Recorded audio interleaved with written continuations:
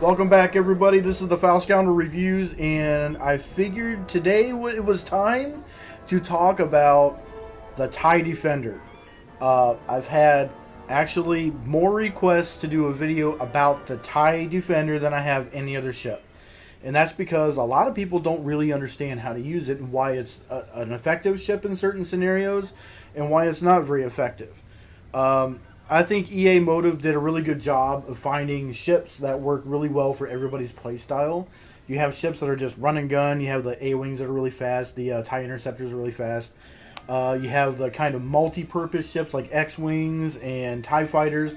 And you have your bomber ships that are good for tanking and whatnot. You have your support ships like your Reapers and your U-Wings. And then you have the TIE Defender, which doesn't really fit into either the Interceptor, the Bomber, or any of the other ship classes. So what is it exactly? This ship is built to fit a role. So if you needed a ship to be just a solid defender, that's what this will do.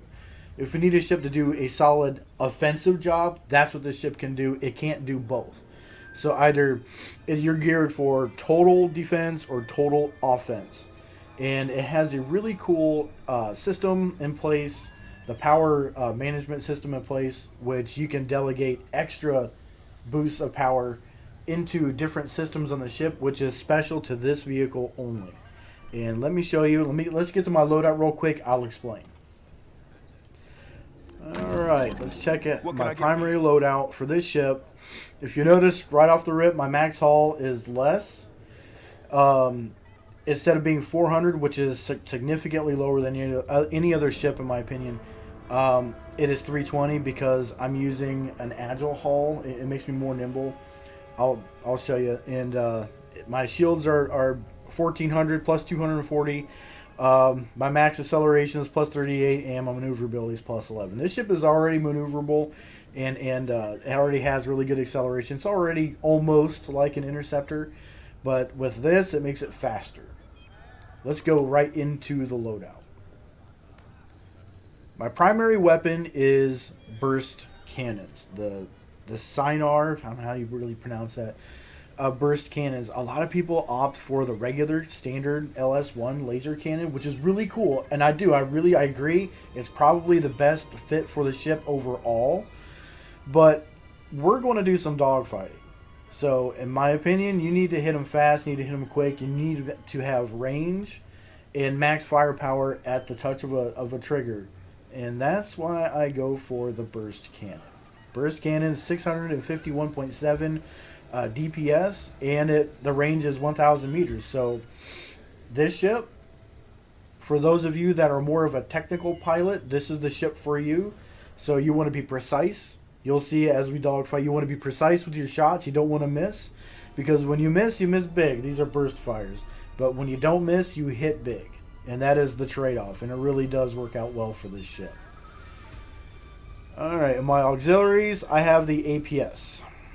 The Advanced Power System. And if you look at the description, it does exactly that. When you switch your power over, like I've showed in other videos, and you transfer power to all engines, shields, weapons, if you use this system, it grants like a 75% boost to like engines and weapons. Shields is 50%, and all system charge gain is 30%. So what that means is if you have no power delegated into any one system, and you hit your APS, it gives you a 30% boost in everything. So you get more weapons, more engine boosts, and more shields, like plus 30% right away, even if you have zero.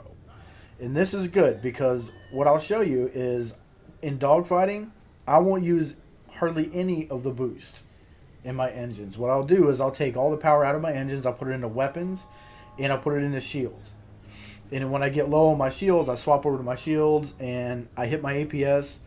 It overcharges my shields. I already have full weapons, and then I start firing away because you don't want your shields to go away because your hull is so low. So I will show you how to use this APS system to your advantage in a dogfight. Matter of fact, we're going to hang out in a dogfight and try not to take out hardly any ships, just to show you how long we can stand continuous fire with this ship. It's amazing. And as per usual, I swap out my anti-starfighter missiles, the quick lock system missiles, to the cluster missile every time. My reason being is because no matter how you slice it, okay, the lock time for these missiles is 0.8 seconds, and that is significant in a dogfight. Most of these missiles take over a second. This is 1.3. This is 2 seconds. Let's see, 1 second, and these are rockets. And trust me, the rockets have been nerfed. You don't want to use them. They're only 60 damage. And if you're using this ship, don't use a rocket. When the rockets did 100 damage, I would say, yeah, use them. But now that they're doing 60, you don't want them. You'll want to use these missiles right here. They have a medium homing, which is okay, but that's all you really need. If in a packed fight, you're fighting a bunch of fighters are coming after you, you shoot a bunch of these off, and most of the time ships will just run into them. They're not even locked on. It's great. So we will use the cluster missiles. Countermeasures. In this instance, I'm not going to use the Seeker warheads because you only get, well, I don't use the Seeker warheads because of the number of targets, you know what I mean? So what we're going to go into is a lot of interceptor fire, and most of them will lock on you and fire with those missiles. And instead of using warheads, I'll take out a couple of missiles. You want to use this. The particle effect will just shroud any incoming missiles, and they won't lock on whatsoever. It is awesome. Now, you only get 3, but you only really need 3 with a ship this nimble. A hull, again, like I explained earlier, we're using an agile hull, and it's negative 20% max health. The trade-off being your acceleration and your maneuverability is plus 15%. And I know it sounds kind of crazy to go into a combat situation when your hull is so low to begin with, but if it's that low, what's negative 20%? In my opinion, it's nothing. You might as well have negative 50% while you're at it, because if you have no shields, the ship is done. So that is our focus, is shields. Keeping the shields up at all costs. And the shields, max shields plus 20%. Fortified deflector. This is what you want. 20% max shields. Shield regeneration is negative 25. This will be negated with that APS. The APS will grant you a plus 30% boost to every system automatically. But if you have everything into that system, it's plus, I think it said 50% for shields. So no matter what, if I hit APS, even if I'm out of shields, it'll grant me 50% of those shields back. It's amazing. This ship is really good for everybody that wants to do something more than just run and gun. If you're a technical kind of person and you like a little more strategy to your game, this is the ship for you. And engines, of course, twin ion engine. No frills, pretty much the best engine in the game, in my opinion, in all situations, and it's all around good for this ship. Anything else gives it too many negatives. And like I said before, this ship is a role player. Either it's heavy offense or heavy defense. There's no real middle ground to it. Alright, now that we have our loadout, we're going to go into a combat situation really fast, and let's fly against some A-Wings. A-Wings are historically hard to hit. No matter what ship you have. You can use this ship, you can use another interceptor. Super hard to hit. Let's do some U-Wings for support in there as well. And maybe some X-Wings. Let's do an enemy squadron. Launch squadrons of X-Wings and A-Wings and U-Wing support. Excellent. This is going to hurt a lot. Yeah, I say that with a smile. You'll see. Let's lock onto somebody real quick. Let's get in here and take some fire. I'm going to put power to my weapons. We're going to go straight in. We're going to take out a ship. Enemy locked on. That fast. We'll burst fire, folks. Got a tail. Burst fire really hurts the ships. Ooh. This crap. Man, I'm taking them out too bad. I built this ship to be offensive. Offensive only.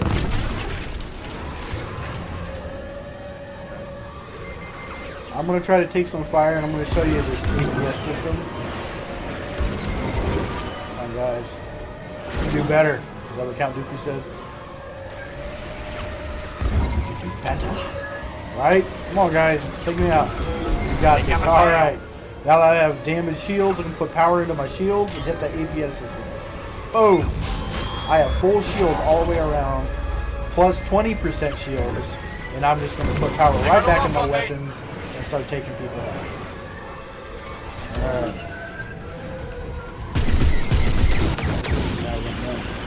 Ooh! He's toast. Love cluster missiles. You're not going to outrun all three of them.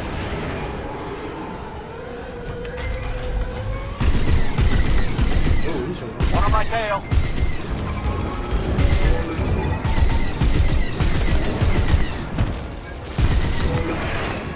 Alright.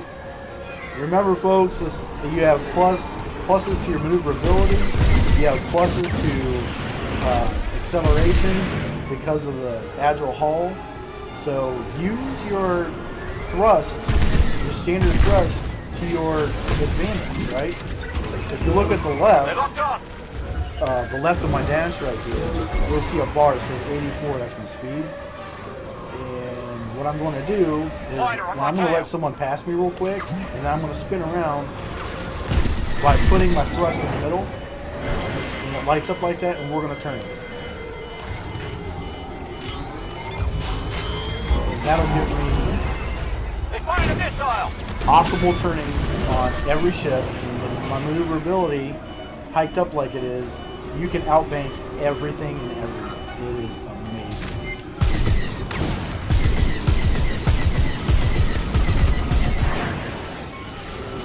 There's no getting around this ship. You have your power system hiked up like you do, like I do. This guy's gonna come straight in. Oh, what a mistake. He's toast. Locked off. He's toast. Ooh. And we took out all the fighters. I have 18 health left. All fighters taken out. I only used one flare. I have all of my shields. And I only had to use my APS one time. That is awesome. Now, we're going to find a frigate. We're going to get healed up. Put some boost on them. That's one thing I don't like about this ship. I'm going to say it. The boost goes really fast. You don't have a longer boost like you do with an A-Wing or with like a Y-Wing or even a TIE fighter. Like straight out of the gate, you have less of a boost meter than any other ship, because this ship can be geared to be more powerful than any other ship. So we're going to put it into our weapons, all our power management into our weapons, and we're going to do it one more time. Let me show you. Let's do another squadron, right? And just the weapons alone. I have burst fire, and I have cluster missiles. Just that alone is enough to take out these ships.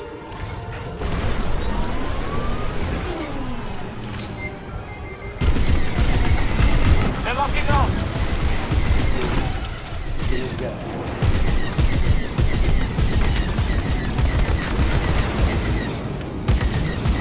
I'm gonna fly on by. Target down. I love it. Just gotta watch your shield. This ship will take care of everything. Ooh. Nice. Real nice. Let's find another target. Oh, they're coming in. Yeah, but you gotta be accurate with your burst fire blasters. As soon as you miss. Oh, awful. Got it.